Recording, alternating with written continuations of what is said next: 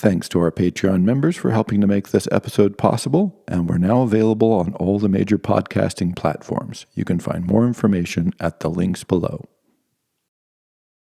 Well, good evening, and thanks for coming out on such a beautiful day. I think that's kind of an intelligence test, and we've probably all failed, right?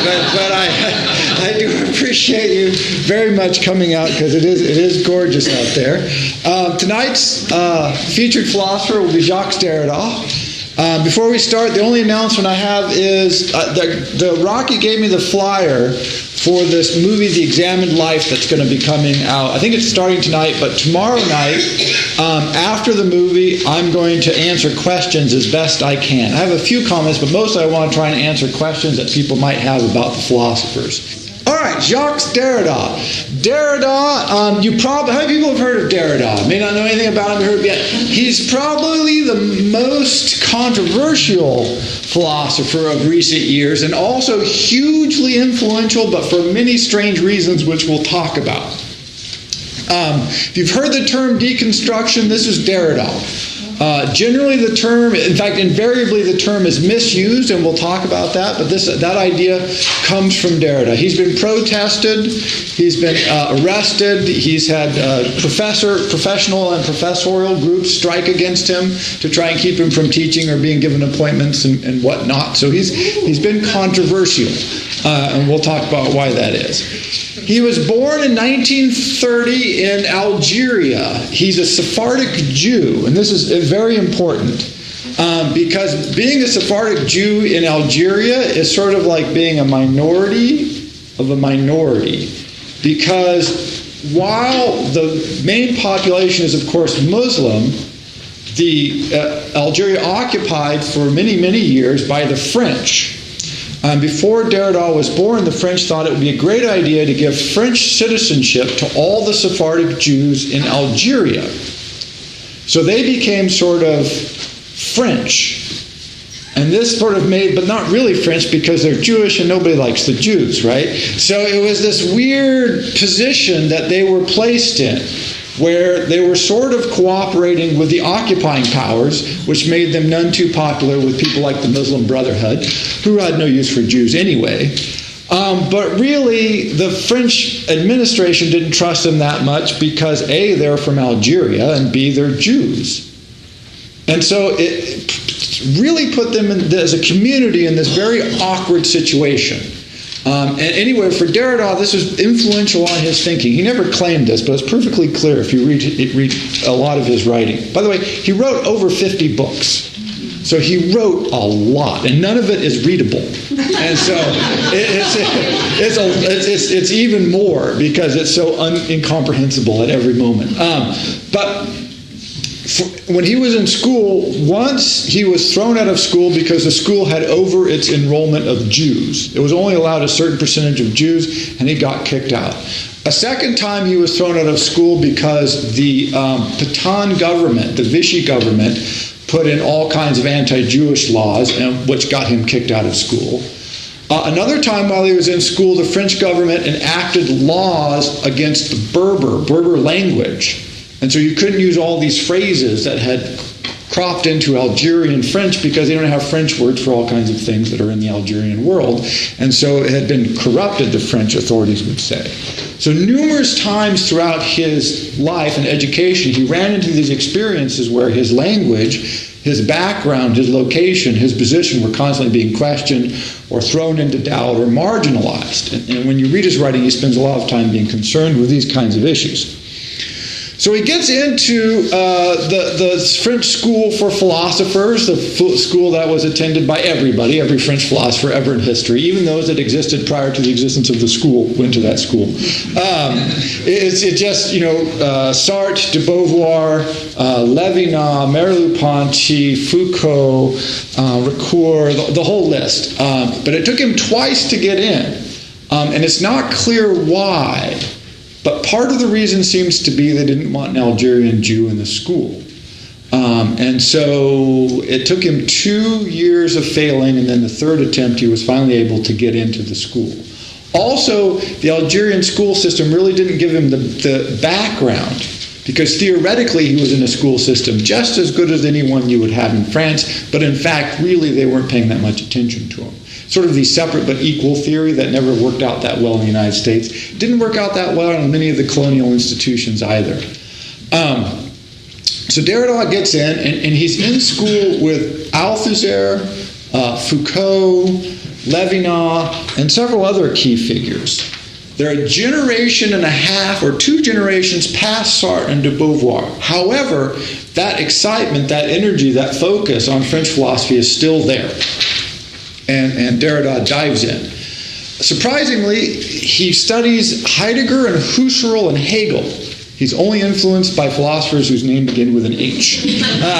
But Heidegger, Husserl, and Hegel were the major impacts on his thinking. Husserl's phenomenology was the subject of his dissertation on the origins of geometry, and he talks about that at length. And then Heidegger's reading of Husserl's phenomenology was hugely influential on him. But really what he liked to do is argue that Hegel was really a phenomenologist, which makes no sense if you've read these people. But this was his central argument. And he entranced a lot of people with that. So he comes out, and this society, I'll explain this quickly as I can, a movement has taken off before he graduates or really begins working seriously. And this is called Structuralism. And the classic example of Structuralism is a guy called Ferdinand de Saussure. And he argues, he tries to scientize the social sciences. And all the social sciences pick this up very quickly. In fact, we call them social sciences because of this idea. The sciences have come into the ascendancy. Bertrand Russell, if you recall in the lecture on him, he argued that the only thing philosophy had less to do was help and explain science, because all of the intellectual rigor and all the real discoveries were going on in the sciences. So if you're in history or cultural studies or anthropology, you want to capture some of the magic of science. How do you do that? A, you rename yourself social science, which is sort of, but that's really where the name comes from. 2, you try and scientize your research. But what can you really study? Saussure is central in this, so is Claude Lévi-Strauss, in coming up with the argument that you can study the language. And that language is made up of, I mentioned this before, signs which point to signifieds. So, if you have the word, as I mentioned before, tree, tree stands for the thing out there in the world. The spoken word tree means the thing in the world tree. And because we can study the language, we can grab onto the language that a tribe speaks or the artistic language of a culture, then we can analyze it scientifically. Second part of this is langue and parole. And langue is a language. It's like French is a language or English is a language. And parole is any given speech in that language. So you can make a sentence up in English, and that's part of the language. And the language defines what you can say in any given sentence. And so what you do is you look at every instance of speech.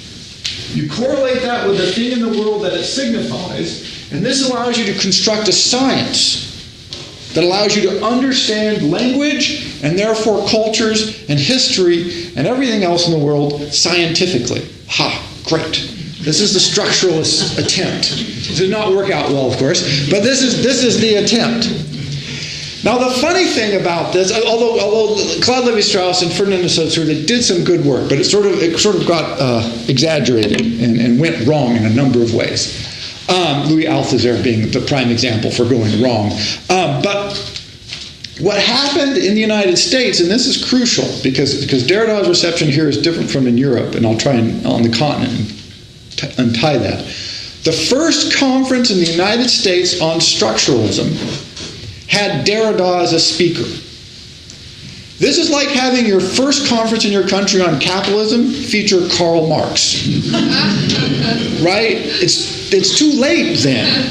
So we never got structuralism.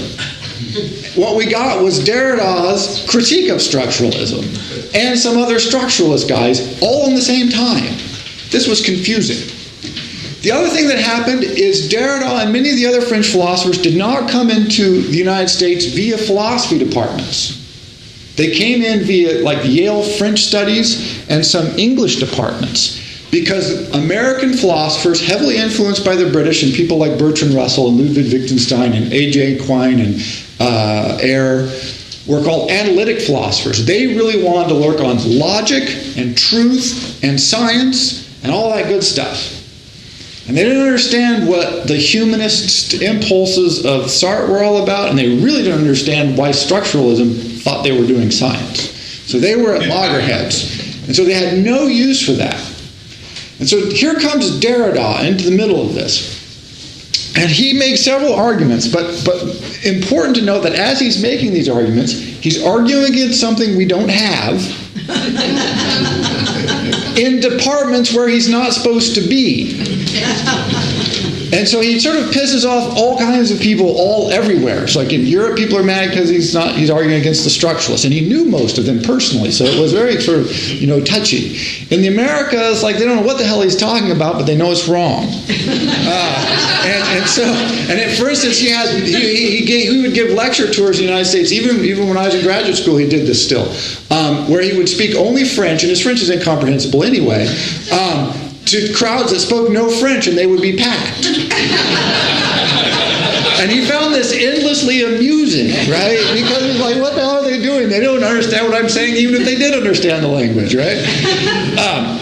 But he points out, he says, look, this is wrong. This is what he called logocentrism, or occasionally phallogocentrism. This is the notion of Western metaphysical thought. And what Derrida wanted to do was overthrow the entire way the West conceptualizes the world. He listed that as his official project, which is a good project. That's why he wrote 50 books, right? Because that's a lot of work. But he says, look, when you say that there is a speech, there's a word that the sign corresponds to, that points to something in the world, you're saying there's something out there, a unity, an object, that makes what I'm saying sensible and, more importantly, true, or at least potentially true.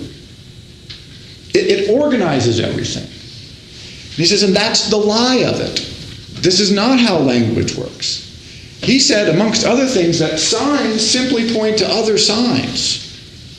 A written word points to a different written word, points to a different written word, endlessly. He called this the endless play of signification. You never get out of that chain. It doesn't refer to the world, it refers to other signs. And he said the trick that Saussure tries to play is he says, look, speech is the real thing. Writing is always a supplement to speech, because speech is personal and physical and interactive. So it's the real thing. It's the same argument that Socrates makes in the Phaedrus, which Derrida writes at length about. That, no, you don't want to write things down because speech is the real thing. Also, if you've learned anything about this, they almost always say, we learn to speak, right? And at some point we learn to write. Derrida says, one, there's no evidence for this. In fact, they probably are the same. They work at the same time. They're aspects of the same thing. Neither is first. Writing does not refer to speech. Speech does not refer to writing. They're inextricably linked. You can't untangle them. They're always both happening at the same time. There is no moment of pure speech. There is no moment of pure writing. And neither of those moments, if they existed, would actually refer to anything in the world in any case. And so you can't get out of the language. Therefore, it's not grounded in anything. It's not scientific, because there are no grounds that you can appeal to. He says, Western metaphysical thought consistently wants to appeal to a unified origin for everything. And that unified origin, even if we don't know it, is the truth. We've talked a lot about this, but it keeps cropping up, because it's like, it's going to be God. It's going to be science. It's going to be experimentation. It's going to be logic. It's going to be mathematics. It's going to be being. For Heidegger, it was being. If we could just get the nature of being down, then we would know everything. Even if you couldn't do it, which Heidegger sometimes suspected. if you could, you would know everything. Derrida says, no, you never do. You never pin things down. It's not going to happen. You have to give it up. You have to give up the search for truth. Get rid of that. But in fact, what he argues that's logocentrism. The notion that, particularly with language, there's this unifying truth behind it. That if you read the text carefully, you'll know what it means. And it means that thing. Notice it's not that you get meaning out of the text. He was perfectly happy with that. It's a notion that there was meaning in the text that is there. It just is. And that what you're doing is reading the text to find the meaning. He says, no, you read the text and create the meaning. And so everybody who reads a text creates a different meaning because everybody's different. And it's an interactive process. So there is no truth of the text. There's only a reading of the text, and your reading of the text, and my reading of the text, and everybody else's reading of it. And there's nothing you can appeal to, really, to stop that process. But what if Western metaphysics tells us is no, there is a truth there. You just read for it, you read carefully. I'm up here, therefore my reading is right. And if you read differently, then your reading is wrong. And you keep reading until you get my reading, and then you're right because I'm up here and you're out there, right? This is the system. We know how this works.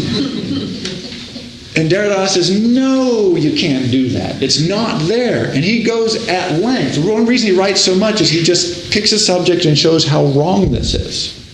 One of the places he's been very influential in this is in law. Because there is no contracts Derrida cannot break. Literally. And so he's had this big and often viewed as negative impact on the law because he can just dismantle language. He can say whatever it says, he can make it say something else. No problem. And this is disturbing to a legal system based on written documents. The documents are the truth, you see. Whatever they say, that's what they mean. Of course, we know that doesn't work at all. And that there's always these debates. But the notion is if we just got it right, if we just had the truth of the document, then we would know. If you follow the Supreme Court at all, this argument is up all the time. Well, what does the Constitution really mean? Derrida would say, well, it doesn't. That's the problem.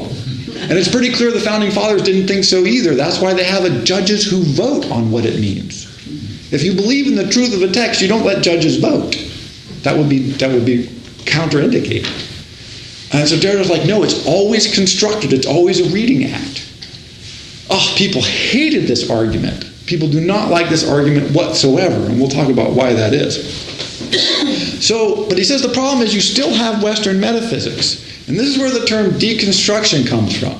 And just so you can wince every time it's used incorrectly, as I do for the rest of your lives, let's take a moment to understand deconstruction. So he says, what you have to do as a careful reader, as a philosopher, as a thinker, is take whatever it is apart, not destroy it. Usually deconstruction is meant to say destroy or rip apart or dismantle. But the term he uses is from a French medieval term that meant to take apart a siege engine because they were too heavy to carry around in one piece. But you were always going to reassemble them later. So it's to take apart with the notion of putting back together later. It's not to dismantle so that it can't be reassembled. In fact, he argued you can't help but reassemble it. We can't not let the truth back in because it's Western metaphysical thought and we can't escape it. He says the best you can do is create some space where you kind of think and doubt for a while, but eventually it all collapses back together. So you deconstruct and it reconstructs. Deconstruction, reconstruction, an ongoing process. It is not destroying. He says we can't do that. We're not capable of it. He says, we might think we can, but we can't. The most we can do is create doubt and wonder and suspicion. And any number of examples of this, one of my favorite, again, coming from Socrates, is, people know Socrates had to drink the hemlock. Didn't have to. He basically committed suicide. He volunteered to drink the hemlock to kill himself. In the Greek text, that's called pharmakon. And Derrida wrote a part of a book called Plato's Pharmacy.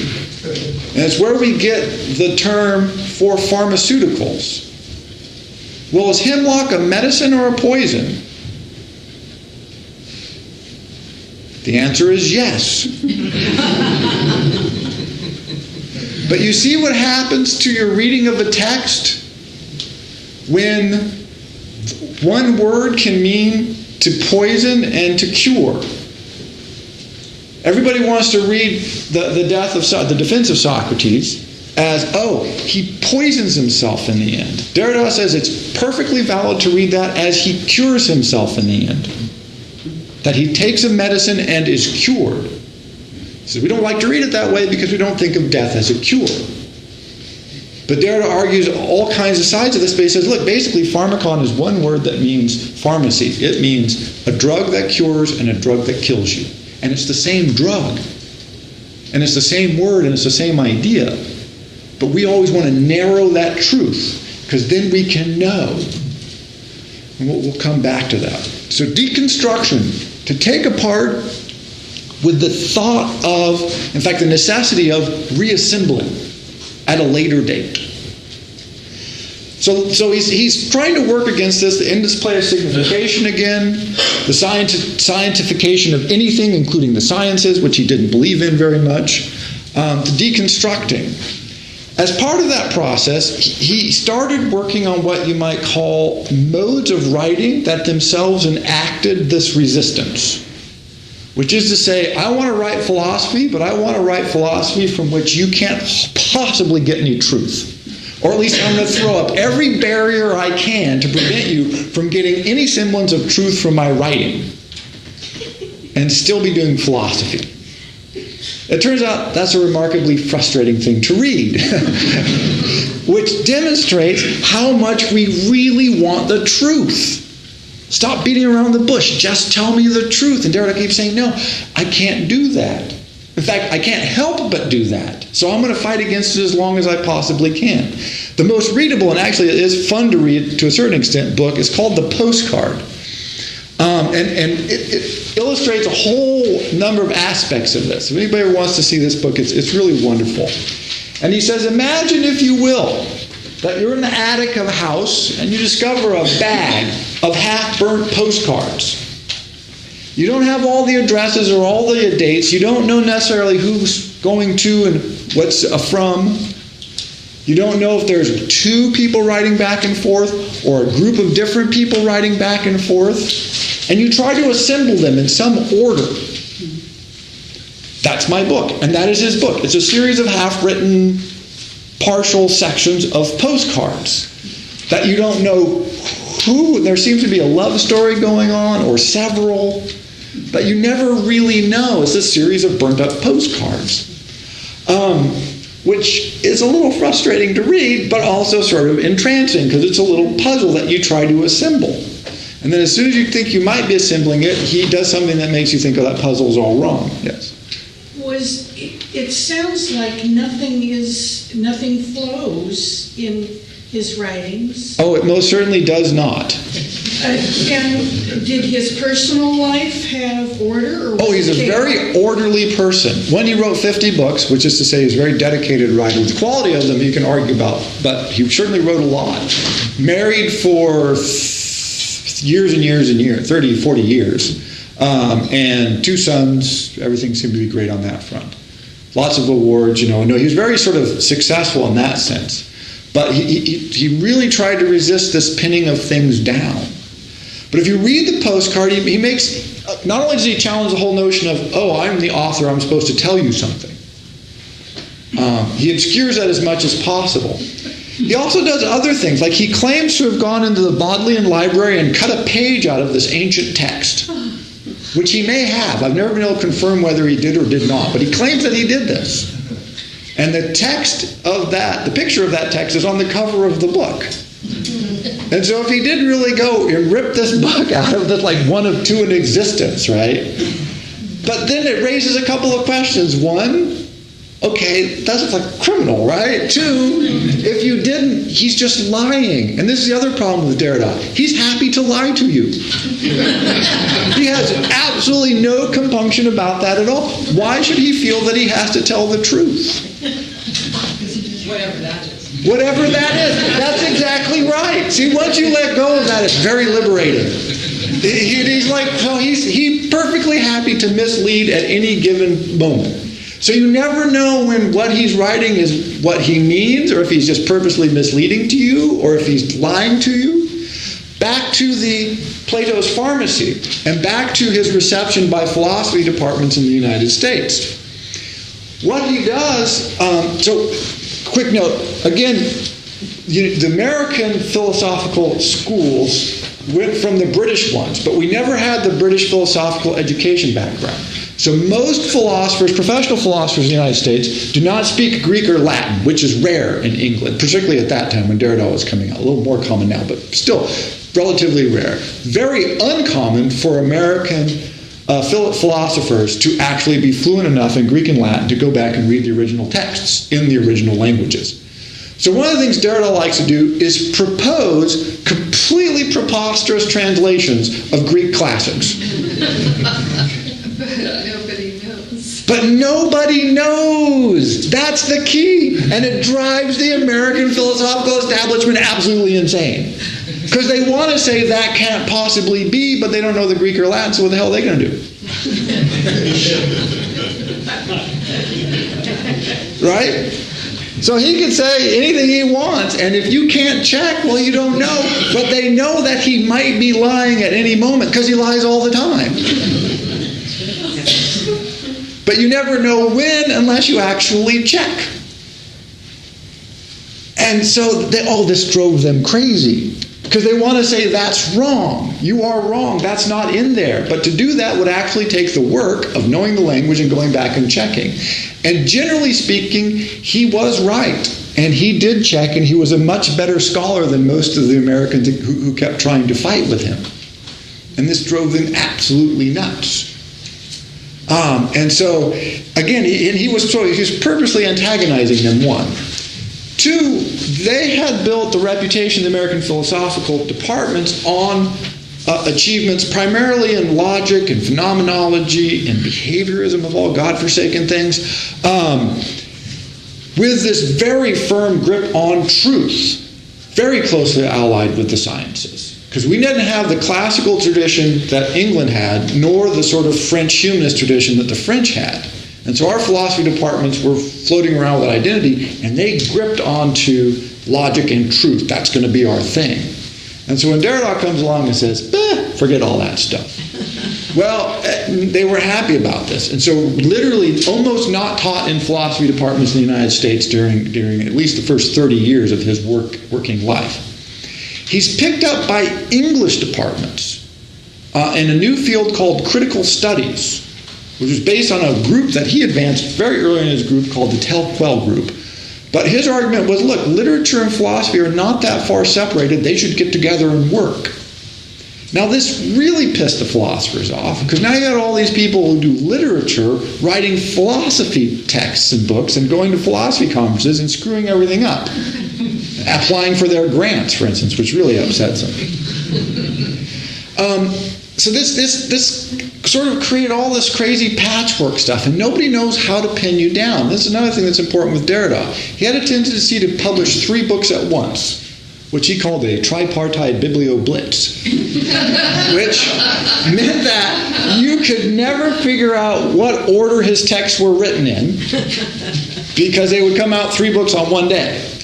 And you could never catch up with them, right? And no scholar could have a comprehensive overview of his work, because by the time you finished one, well, he has 2 more to read, and you get through the second one, and by God, here's another 3 of his books.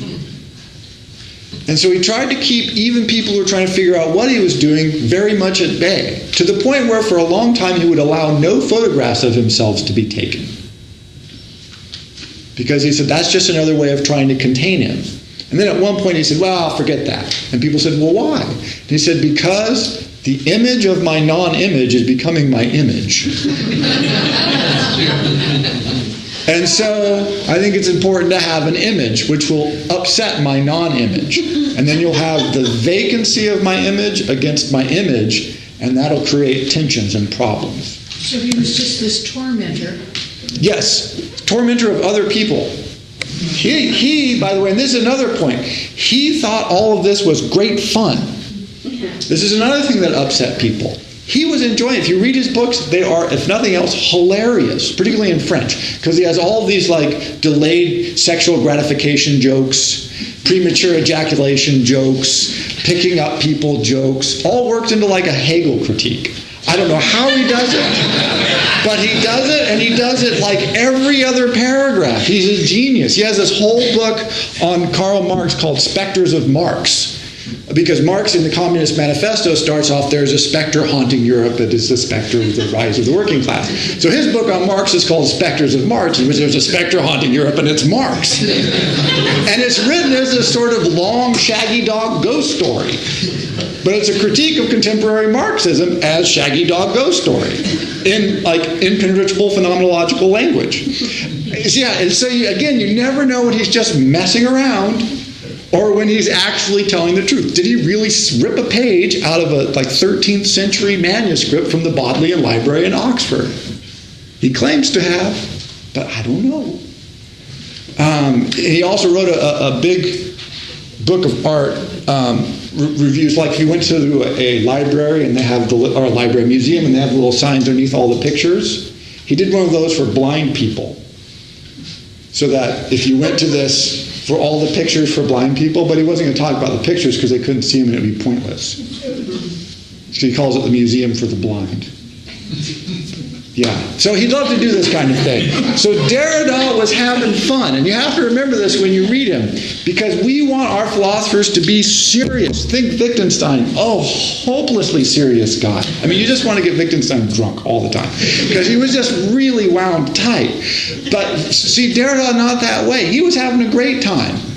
Another example of this is he wrote The University in the Eyes of Its Pupils. Another always playing with languages.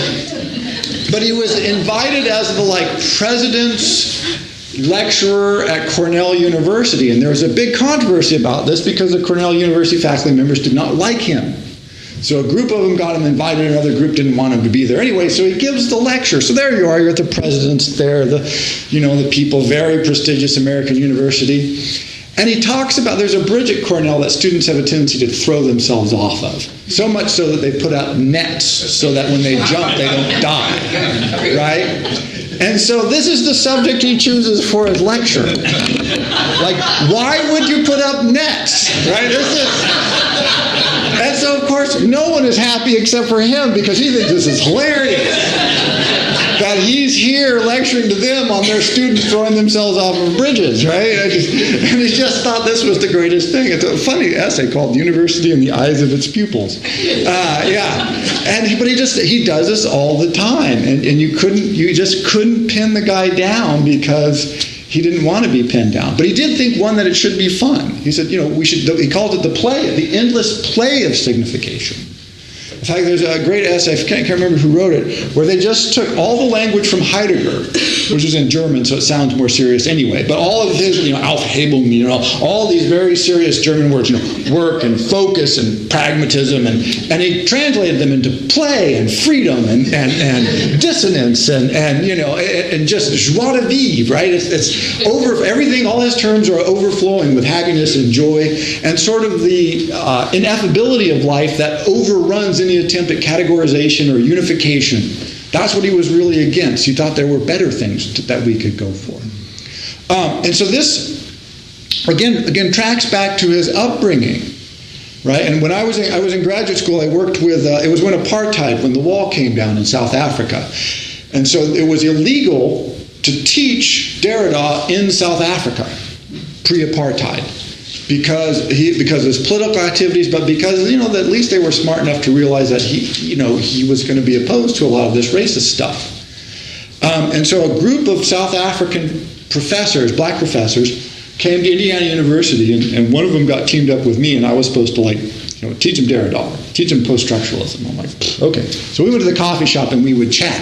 So this goes on for like 3 weeks, where I'm talking to I don't know where this guy was from. But, he didn't have my background. Let's just put it that way. He's from out in the middle of no place in South Africa. No real university education. But they're trying to accelerate him because, the population is 80% black and almost none of them have ever been to college. And now they want to go. So they want some black professors, right? Great, so we're going back and forth. He's asking me questions. We're making no headway.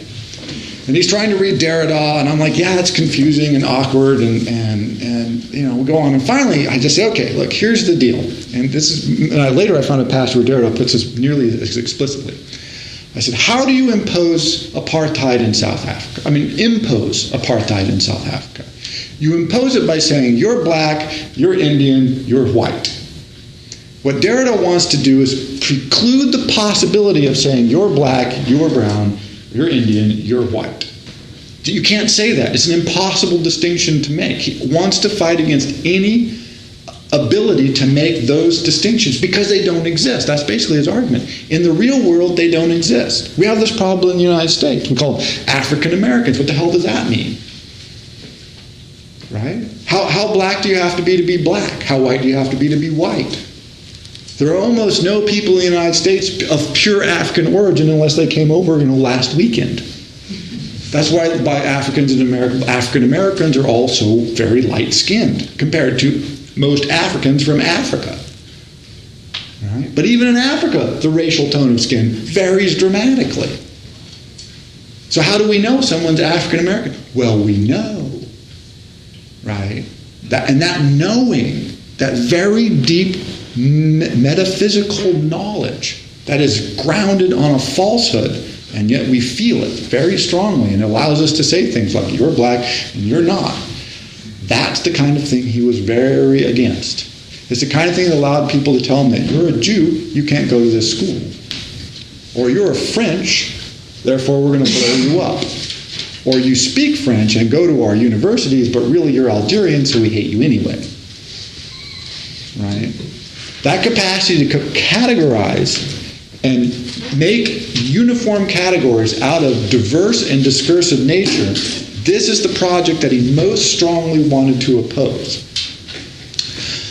So that was the clearest headway I made in that argument, is to say this is part of the project, not all of it, but a big part of it. If I can't say you're black, I can't then force you to do anything. It's only if I can make a category and make you conform to it. Remember back to the Russell lecture. This is how his foundations of mathematics fell apart. It's because he could never control the classes. And when the proof comes for the incompleteness of mathematics, the proof is there is no class which can define all of the things within it. That class doesn't exist. It's too discursive. And so even in the most rational, logical world of mathematical logic, it doesn't work. And yet we use it, and yet we fall for it. And this is what Derrida said, we inevitably will. Another section, he refers to the truth as a bad check. We write it even though the money's not in the bank, hoping that by the time someone gets around to cashing it, the money will be in the bank. But they never cash it until they've written another bad check. And so what happens is all these bad checks just float around. And as long as no one tries to get all the truth at once, then we don't realize that there's virtually no money backing it up. Right? Sort of the big collapse of our housing market, right? As long as everyone believes. But as soon as you check, it turns out not to be so good. So this has led to a whole bunch of problems in his reception.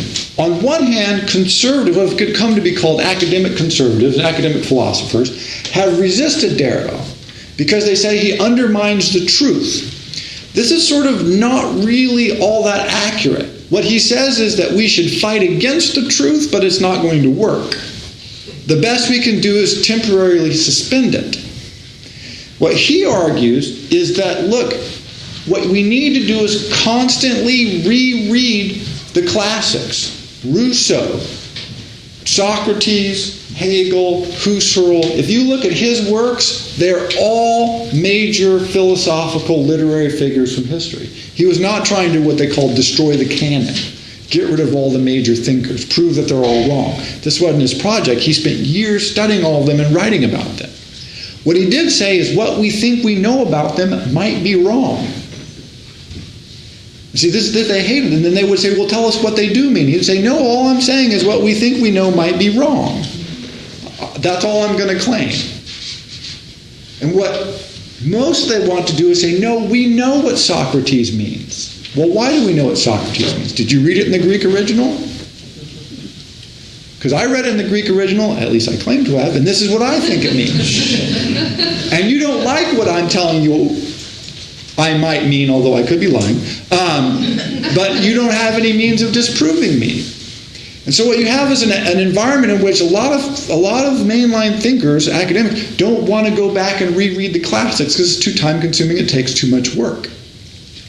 In fact, when I was working on Derrida in my dissertation, he put out the book Spectres of Marx, but it hadn't been translated into English yet. It was in French. And so I set about translating it in English for my own uses in my dissertation. And one of the professors on my committee said, well, why are you doing that? And I said, well, because I need to use it. And he said, well, but it's a waste of time. It'll be out in English before too long. You have better things to do. I'm like, that's an interesting argument. See, the notion that you have better things to do than go back and revisit this. So conservatives tend to argue, look, we know what the texts mean. Don't mess up their meaning. We've got them fixed. So we don't need to read them anymore.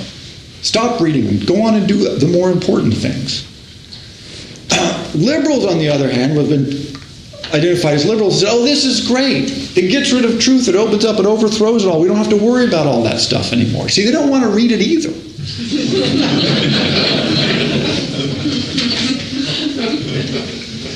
And so these big battles went on, and at the same time, you had people saying, no, we've got to keep the canon because we know what it means, and the other people saying, we don't have to read anything. Everything's equally valuable. Read whatever you want. And it's a big argument. One of our professors who taught Indian literature of the Indian subcontinent, and the student said, oh, well, this is great. We're going to get Indian literature. She said, and I said, yeah, I think it's great. It should be taught, but what Indian languages should we learn? And people said, oh, no, we don't want to learn Indian languages. That would take too much time. Like, well, if their literature is worth studying, shouldn't we at least bother to go out and learn Sanskrit or one of the other hundreds of languages that there are hanging out in India? No, we don't want to do that. Because, again, it takes too much time. And so it was two groups who were equally in agreement that they don't want to read texts. And so they both...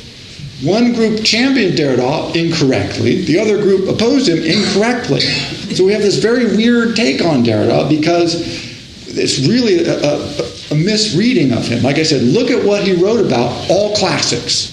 It's like an encyclopedia of classics, particularly if from the French university standpoint. No, the American writers don't want to read that stuff.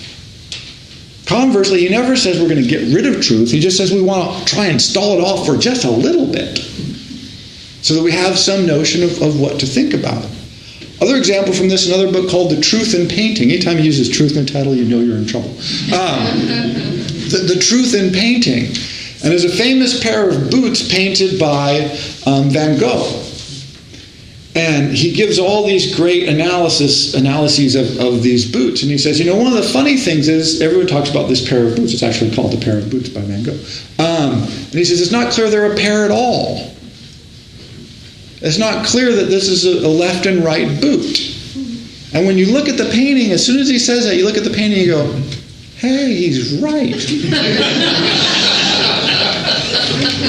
God damn if he's not absolutely accurate. You look at those boots and pretty soon you can't tell if there's two rights, two lefts, or just what the heck's going on. And then the more you think about it, you realize, oh, this notion of left and right, heavily articulated shoes, where does that come from? Of an industrialized, mechanized culture, which Van Gogh, being extraordinarily poor, and where he lived, this was not the norm yet. This is a time when people might have one fork and one plate. Right? And we think, oh, well, of course, they're left and right. That's how shoes come. Not that clear that that's how shoes come. It's also not clear that Van Gogh could have afforded left and right boots, even if they did exist that way where he was. And so Derrida raises all this, and he says, well, why don't we see this when we look at the painting? Right? Where is the truth in painting? He also talks about what he calls the pareragon. He was great for either making up words or digging up words that you've never heard before. You're like, pareragon. Well, it turns out pareragon has to do with the edge of a painting. So one of the questions he asks is, where does a painting start and where does it end? Is the frame part of the painting?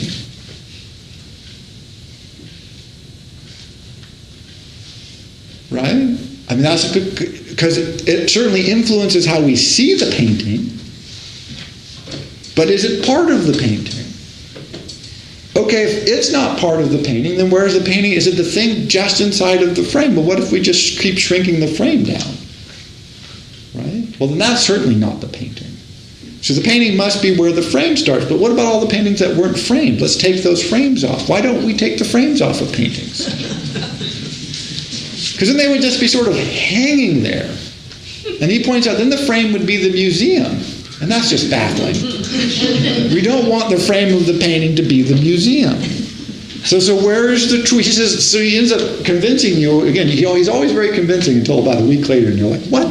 But he ends up pretty convincing you that, look, if we could find out where the hell the painting was, that would be a good start for figuring out what the truth of it was. But the more you think about where it is actually, where does it start, where does it end, what is the actual part of the painting, the more trouble you get in. And this is what he's a master at, is just unraveling these things and leaving you out there going, huh. And what you realize after reading a lot of him is that we end up, a la deconstruction, is filling in the truth. He's not far from William James in this, that our minds fill in all the gray areas through habit, through assumption, through acculturation. Anytime we're faced with something like two boots, we go, that's a pair. We just know they're a pair. Until someone like him comes along and says, I don't know if that's a pair. He doesn't say they aren't a pair, because that would be a declarative statement, which he's not going to make. But he says, I don't think that might not be a pair. And then you go, ooh, damn. And then I thought, and in the Truth in Painting, they have a reproduction of it. But he makes me so suspicious that I actually looked at another reproduction, because I thought he might have messed around with the one. But he didn't. It looked like it's, but he would. That's the thing. He's not above that at all. And so he says all of these assumptions, for instance, the assumptions that writers are telling us the truth, or at least trying. Right? We have this notion that you're supposed to believe what you write. That's where good writing comes from, right? Write what you know, write it true. There's like, nah, not so much. Right? But if we get rid of that assumption, he calls this the death of the author. Who says the author knows what the hell the author's doing? If the author does, why should we believe him or her? But even if the author does, that might not be what you receive. Oh, that's right. So, and that's all right. And haven't you ever read a book, maybe, when you're young and then you're a little older, you read the book again, and you're like, oh my God, it's a totally different book. Did the book change? Your experiences change how you receive the book. Well, what the hell? Did the author come back while you were growing up and change stuff around? So the book is changing, and your experience of the book is changing, apparently without the author's intervention. And Derrida's like, wow, what do we make of that? Books are changing all the time. So how do we know what the truth of the book is? Well, we don't. But notice what we think is, and I had this experience myself with Thomas Mann's Dr. Faustus, a wonderful work. Once you figure out that it's an unreliable narrator. Until then, it's like, this is a stupid book. But once you figure that out, great book. But it took me a while, like 10 years. Your sense is like, now I've got the real book, right? That book I read before, that was wrong. I misunderstood it. Now I have the truth. See, Derrida says, well, that's how we feel all the time. We go from moment of, now I'm right. I've been stupid my entire life up till now, but now I'm right. See, we should be suspicious of that. We should go, well, now if I've been wrong till now, why? No, that's not how we feel, though. Right? And that's the Western metaphysical press that's on us all the time. Now I'm right. Okay, I was wrong about it. Oh, now I'm right. Now, we'll do that basically forever. And in opposition, he mentions specifically, he says, if you read any Asian philosophy at all, the first thing they say, the last thing they say, the third thing they say is, you can't trust language, you can't trust speech. They're just chapter and verse. They say, well, we shouldn't even write anything down. Well, we hate to repeat this. Okay, we'll tell you the story, but it's not going to make any sense anyway. At lengths, because they consistently distrust language in exactly the opposite of the way that we trust language. Ooh, if we just understood it, if we knew just what the book said, then we would be in business. And what happens Therefore, surprisingly enough, and by Derrida's argument, I think in fact is what we try to do is stop reading. Our goal is to not read anymore. Once I understand it, I don't have to read it anymore. And we can grasp it and put it away, and I'm done with it. Then I can move on to the next book. And I can grasp that, and I can read it, and I can put it away, and I'm done with it. And it frees us from having to have, knowledge or contemplation, wisdom of any kind, because we can just finish with these things. And Derrida wants to say, no, you cannot finish. He called this dissemination. Things just flow on. There is no edge to the painting. The truth is not there. There is no truth in the text that you don't, in part, construct with it. Finally, and surprisingly, again, so hugely controversial, and one of the main accusations of him in the United States, at least, has been that, well, this defeats all politics, right? If you don't have a truth, then how do you have a political position? It disrupts. And so now liberals, progressives tend to dislike him again. So he was in favor for a little while, and then he fell out. No, nobody seems to like him. It's a sort of stock rising and falling. But at the same time, of his 50 books, probably 15 of them are directly political. Like Spectres of Marx is a book on Marxism and politics in continental Europe. He also formed groups like Telquel, but one I found most interesting is a group that he formed on the teaching of philosophy in high school, called The Student's Right to Philosophy. And he said, look, how can we have people, educate them, pretend to educate them, and not give them philosophy? Don't students have a right to philosophical thinking? Isn't it our duty? Aren't we obligated to allow them to read philosophy? A very specific educational program, which he aggressively tried to put into force. He was also involved in any number of other very concrete, specific political things. The difference with him and what we tend to dislike about it in the country generally is the notion of, I want to be right. My political position is right, your political position is wrong.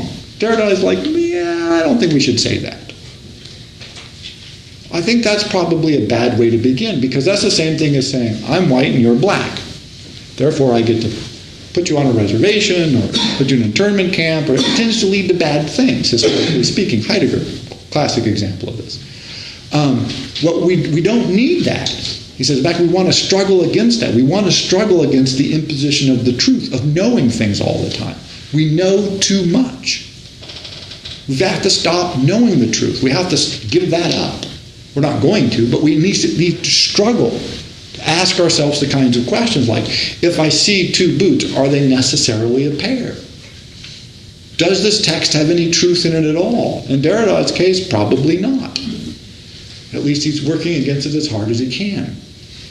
Another famous example from this, again, one of his earlier works, his most famous work, by the way, is called Of Grammatology. And that was his demonstration, I think pretty convincing despite its strangeness. And I have a selection here extended from it. These don't make all that much sense in isolation. They don't make that much sense anyway. But it was just to give you a taste of the quality of his writing. But in Of Grammatology, he shows pretty convincingly that writing and speech probably evolved at the exact same time. That this notion that we spoke for millions of years or 100,000 years or whatever, and then at some point developed writing, Derrida doesn't believe that at all, and he makes a pretty damn good argument for it. So it's a very famous text for that. At the same time, of course, again, he puts out 3 books at once every once in a while. He put out a text called Gla, which I have excised one from here, which is on Hegel. And where it says Gla 43a, that means page 43a. Because in the book itself, and he did this in more than one book, you have text here, and you have text here. And it's not clear what, if any, relationship the two sets of texts have. So you don't even know what book you're reading when you read Gla. And a lot of the sections don't really make that much sense as far as being connected to each other. And so it's sort of more like a cut out bunch of anecdotes run in 2 columns. that may or may not have anything to do with each other. And so again, he's always working to disrupt our notion of, well, what is a book? What is thinking? What is a painting? What are a pair of boots? How does any of this relate to each other? But always for the purpose, and this is where you can get back to some of the things that he was focused on and really was intent about. He wants us to think. And he says the problem is we react to anything like a book or a text or a painting by knowing it. We know what a painting is. Wrong. We know what a book is. Wrong. We know what boots are. No. We know what Socrates means. No, we don't. We shouldn't.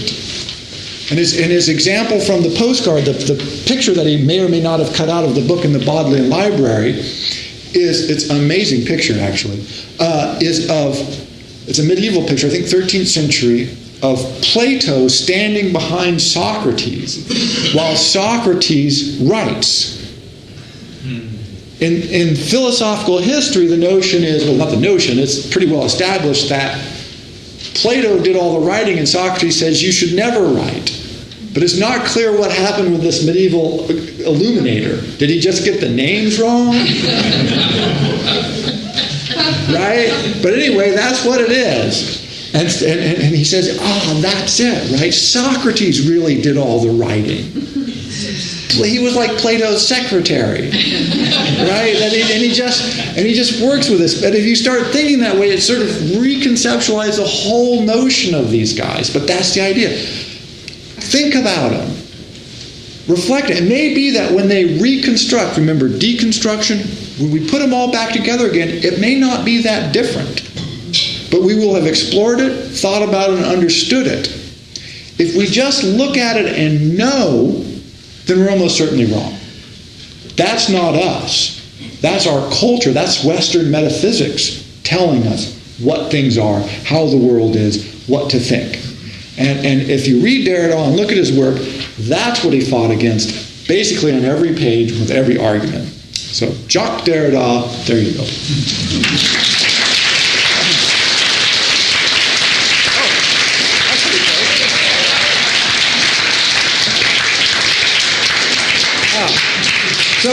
So questions, yes? Well, I don't know if it's important or I missed the point or probably there isn't. But,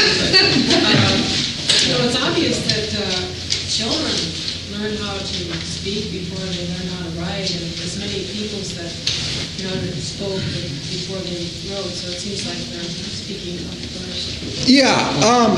Curiously, if anybody's had children or nieces and nephews or work with elementary school kids, they'll do this on a page and tell themselves the stories.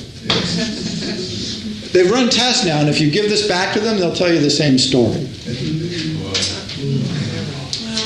So all Derrida is saying is not that speech does not precede writing in kids, but that what we think of as speech and what we think of as writing are not speaking and writing, that they're interlinked. They're actually aspects of the same act.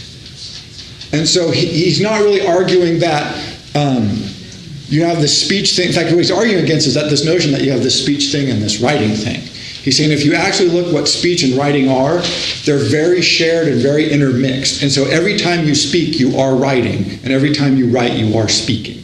You can't help but do both. Now, whether that's true or not is up for you to decide. Check of grammatology. If it makes any sense at all, it seems convincing. And like I said, it's his most famous text for this argument, which, as oddly as it is written, it does seem to be convincing somehow.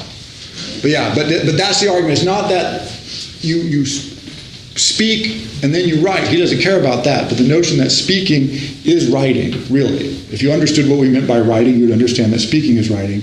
And that writing, if you understood what we meant by it, is in fact also speaking. And that what we've done is we've created a false division where there's actually a continuum of activities and thought. Does that make sense? But it's a very good question. Yeah, you'll have to, Actually, Gayatri Chakraborty Spivak is the translator of that book. And she has an excellent introduction. It's like 80 pages, but it's really good. So and you need the 80 pages. So, but it's a nice translation, and it's an excellent introduction. Yeah. Did he have anything to say about a sense of wonder or about acts of compassion? Yes, this is one of the things. Love and wonder and amazement are consistently his themes, both writing about them and in the mode that he wrote. Like I said, his use of language to sort of try and get the effervescent joy and fullness of life in all his texts, having fun. And the postcard is a series of love letters back and forth between, it's not clear how many people. Again, that's why there's all these sexual jokes in there, because it's also all these jokes about love, falling in love, being separated from the love object, being inspired, being burning with desire. All this language is, again, if you read his critiques of Hegel, it has all this, love and separation anxiety and loss and joy and all written in at the same time. And so one of the things about him is he really tried to get the somber, let's face it, German attitude out of philosophy. He just thought that was a false front. Not that Heidegger was being false, because he was clearly that way. But that doesn't mean that you can't have joy and fun in philosophy if you're a joyful and fun-loving person. So that's a good question. So it's there all over the place, really. And because of all the jokes, really. And that's another thing. It's hard to translate Derrida, because he has one of his books called On Style is really just a series of long penis jokes. It's also a great analysis of style, but there's so many. It's just one right after. And he was clearly, that's what he decided to do. And of course, style like writing implement, like phallic object. Right, and so he's using this, which I think is a little clear. Is it clearer in French, Vicky? Yes. In French, it's a little clearer than in English. But even in English, it's not. It doesn't take very long to go, hey, wait a second. He's not writing about fashion at all, or he is and he isn't. Right, and that's these sort of these. There's always other things going on, and usually they're funny or entrancing, and compassion. Because again, love and care were two of his repeated themes. He thought we were very careless with the texts. In fact, in Postcard, one of the things that he talks about is the fact that Plato must have loved Socrates, and that's an insufficiently discussed element of Greek philosophy. We don't want to talk about the fact that Plato in particular must have really loved Socrates to dedicate this much time to him. But you can read a library full of Greek philosophical analysis without ever encountering that notion. Yeah.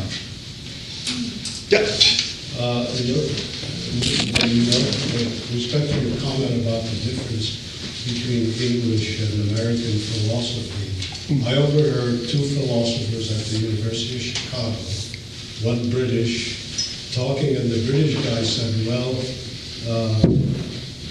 when he came to the United States, he realized that what he was learning as logic in England was considered metaphysics here. Yes. Because in England, what you're getting is the Aristotelian logic, because you're learning the classics. And you are not learning the classics here. We'll have nothing to do with the classics in America. And so even in philosophy departments, you don't learn them. And so what you're learning here is post-Russell logic. Basically, Russell of Whitehead, Wittgenstein set the rules for logic, and that's what you study. And I can never figure out why.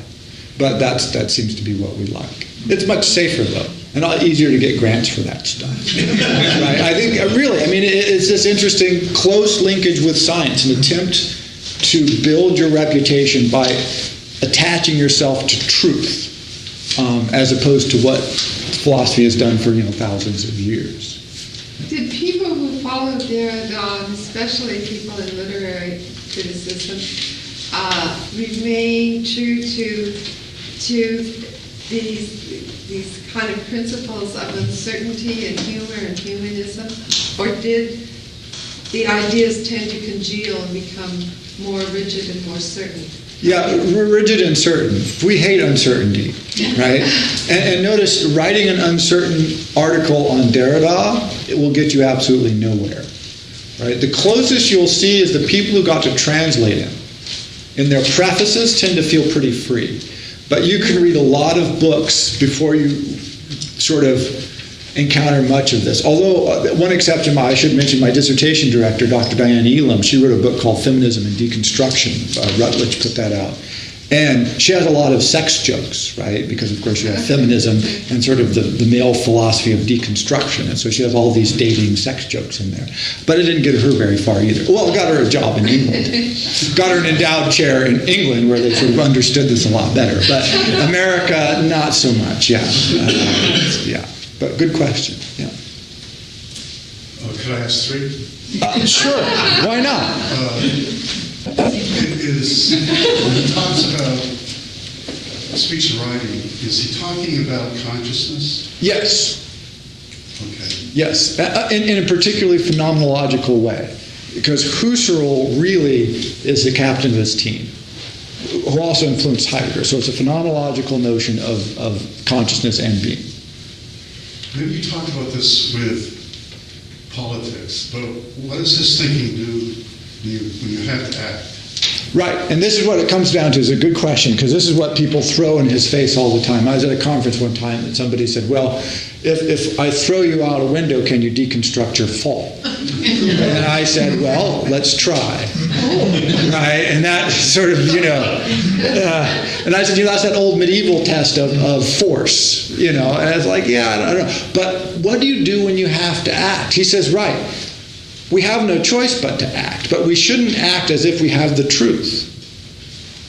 That's when we go wrong. He says we go wrong when we don't recognize or admit the sort of marginal or provisional nature of our decisions, of going, well, I've got to try this out, we'll see what happens. Or I'm in a rush, this is the best I can do at the moment. Or I tried and I screwed that up. But what we want to do is say, no, I have the right. And because I know, then I can say, you're a Jew, you can't go to my school. You're black, you can't come to my school. You're all of these rules. You're a bad person, you're an immigrant. And so a lot of his work is on things like racial discrimination, sexual discrimination. But his politics, and again he says, but we also don't have the truth in any direction. Right? Once you try and write it down and sort of grasp it, then you've gone wrong.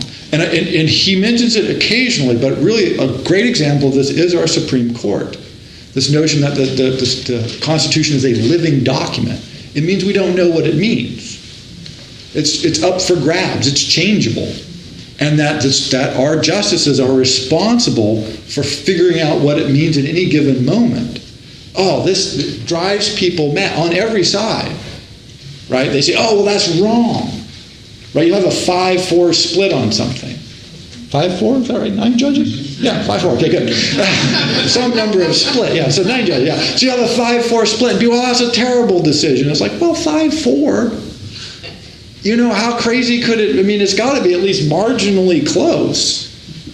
So this is the notion of you do make decisions, you do act, but you don't want to pretend like what in the constitutional law they call this constructivism, which is the notion that we know literally what the Constitution means and exactly what it says is true and anything else is not there and the judges should pay no attention to it.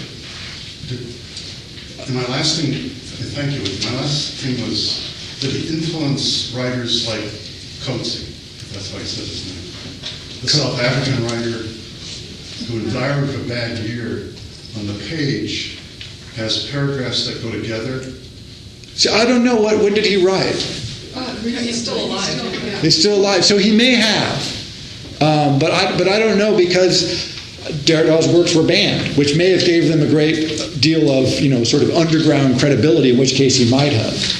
But so I can't comment on that. Although he did influence a lot of writers.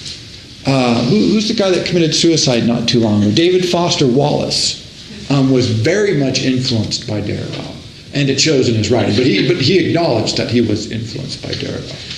I don't think it helped in his writing at all, but he people like him, so there you go. But yeah, so he was influenced on many writers, but I don't know about that particular writer. But Derrida did not invent it. He's not the first guy to do this, but he's a very prominent person to do that. particularly in an academic context. Yeah. But again, he's really working against this notion of, hey, let's not pretend like we have the truth too quickly. And again, if I can make one impression, deconstruction, to suspend the possibility of truth, to look at something with the knowledge and plan that we're going to put it back together. That's really what it means. So now every time someone says deconstruction meaning to destroy, you can just cringe. That's great. Other questions? Yep. Well, I have a feeling that if Derrida had stood there and talked to us for the last hour, that he would have done something quite different than what you're doing. Mm-hmm. And so therefore, and what I got from what you said is a great deal. I feel stretched and it's very intriguing. If Derrida had been there, I sort of suspect that I just feel angry and frustrated. Hostile. So your presentation, a critique of Derrida. Well, that's a good question. Implicitly. Implicitly, yeah. I don't think I have his stomach for the angry audience, right? And so you have to have a very high level of tolerance of people just going like, oh, just tell us what you think, right? Is one answer to that. But two, you can read a lot of his interviews. He gave a lot of interviews, particularly on French TV. I don't know why French TV interviews these people, but they do. And he's very engaging. He's a very telegenic, he has a lot of charisma. And I think he gets away with it in part because he was an entrancing, like a Svengali guy. And he always has that the alluring, right, was a stripper, you're never supposed to take off all your clothes because that's sexier. He was that kind of notion that you always thought you were about to get something that he really was never going to show you, right? But he always sort of tempted you on, right? That was always his lure.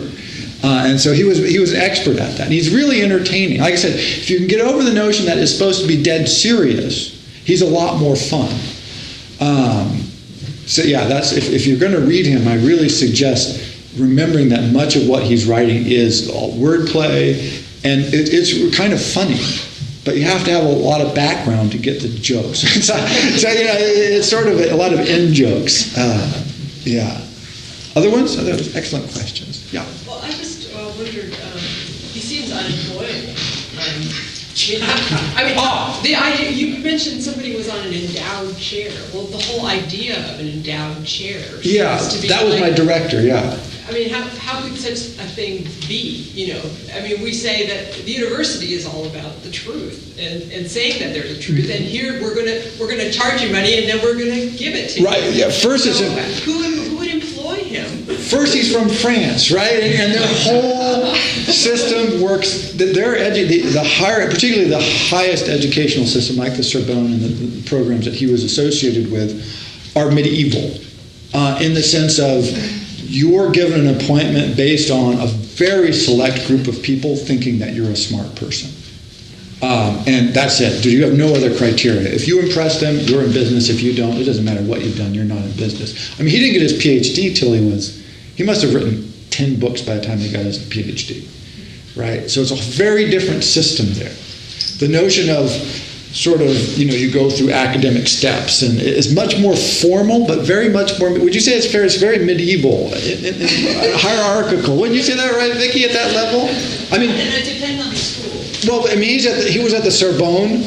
Well, that's all very medieval. Yeah, very medieval. And he was the head of the university, another college. He was actually the head of a college in Paris. It's not Logocentrism.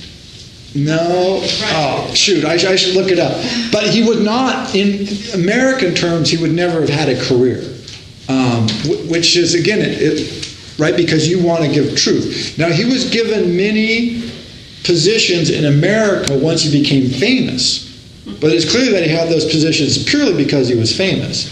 And for no other reason. So they would say, oh, we have Derrida. Like he was at UC Davis in Irvine, like half a year for, a couple of years. But Davis had to give him a full professor's salary and then a bunch. He was missed like half the semesters he was supposed to be there. But the only reason he wanted him there is because they wanted him there so that they could apply for grant money and say, oh, we have Derrida. He was never there. I mean, he was there sometimes, but not very often. And maybe get good graduate students. And maybe get good graduate students, yeah. And so, yeah, he would not have gone very far here. And wherever he was, he tended to very much frustrate people. And currently, UC Davis is involved in this very complicated legal battle with Derrida's heirs, because they think they're supposed to get all his papers. And the French people don't think that's true. But he was controversial wherever he went in America. In France, he wasn't that controversial. He had a very different impact on the continent of Europe. Very influential, but in an entirely different way. Here he was controversial. I mean, part of this controversy was playing out when I was in graduate school, as I mentioned. People were being fired and hired based on these battles. I mean, they were pitched. Whether you should be allowed to teach Derrida in the English department. Many schools in the country said, no, you can't teach him. He's not an English. You cannot teach him. He's outlawed, banned. Literally, I'm not kidding. Yeah. It sounds kind of like he's kind of emphasizing that what Socrates actually somewhere is writing. I mean, somewhere Socrates says that the first thing is to get a person into the cloud of ignorance. Yes. So they can learn. Right, and he talks about this as a very good observation, because Socrates says, I'm the wisest man in Greece because I know that I don't know. And that's Derrida saying very much similar thing. First we have to know that we don't know, and then we have to actually look at the material and then see what comes up. And we don't ever want to see what comes up. So we know what Socrates means, therefore we don't even have to read it, really. Right? It's like people, if you've ever read a book, and, oh no, but I've seen the movie. Right? You're like, well... And so they think that they know the book. Or reading the book is knowing the movie, right? It's equally wrong because they're really different. But the movie's much faster, so we tend to like to go with the movie. Yeah, that's the kind of mistake that he fears that we make all the time. And part of it is necessary because we have to act. But we should not kid ourselves. We're writing bad checks, as he puts it in the Pareragon. That we're writing bad checks. And we can never really have them cashed, so we should be careful, more careful than we are. Other questions?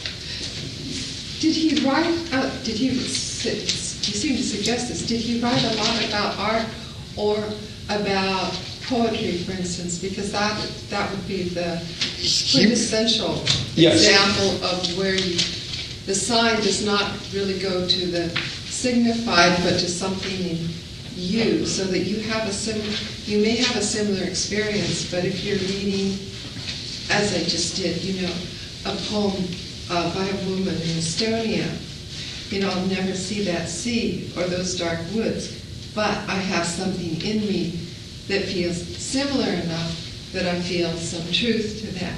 Yes. So it's always provisional, right, and it's always dependent. But that's wrong because if I have to run a university department, I have to have the truth. Oh, I see. And I can't go talking about provisional dependence, you like it, it's nice seas. I have to say, well, look, we're giving students the truth. Well, then you can't be scientific if that's the way that they want to look at things. Right, so there is no... kind of truth is always provisional, contextual, and... So there is no such thing as the social sciences. Right. Physical sciences? He wasn't really hot on the physical sciences either. But he certainly had no truck at all with the notion of the social sciences. And in fact, a very conservative Hungarian historian called John Lukács, not the Russian, he wrote that history is the remembered past. And he said that we can't confuse this with the past. He says, I'm not writing truth. And he's a Hungarian Catholic, right? I mean, very conservative scholar, but from Eastern Europe, and he had a very different perspective. And he said, when Derrida talked about this, he said, he didn't see it controversial because clearly history is the remembered past. Things happened, but what we choose to remember about what happened is very different from the truth of history. And he said, we go far wrong when we try to say, oh, this is it. This is what happened, and this is what it means. He says, well, this is what we remember, and this is how we feel about what we remember. Completely different, right? But notice from what it means is history is a living thing. And this, again, back to the question over here. It's a living thing that has to be visited and experienced and reflected upon continually. Right? It's like if I just got baby chicks, so I'm very excited about them. But I can't say, oh, I have baby chicks, and feed them and water them, and then I'm done. Because they'll be dead, right, in about 2 days. Living things need continual attention and maintenance. And once we try to stop that, cut it off, and sometimes we have to act, so we have to arbitrarily. That's where we make our mistake. When we believe that, oh, well, I'm done now, I've got it. No, we have to say, well, I may be done now, but that doesn't mean I've completed it, it's perfect, it's a unity, it's the truth. And so Derrida sort of went as far possible as you can down that road. And for that reason, many people have compared him to Nietzsche, although I think there's reasons not to do that. But because they said, Nietzsche was going in a different way, trying to establish the same thing. That, we've got to fight back the notion of the truth. Well, thank you very much for coming out. Next time, Simone Weil, a French Catholic, sort of French Jewish, then kind of Catholic refugee woman. Very interesting woman. Anyway, so next time, Simone Weil, thank you very much. Number 10.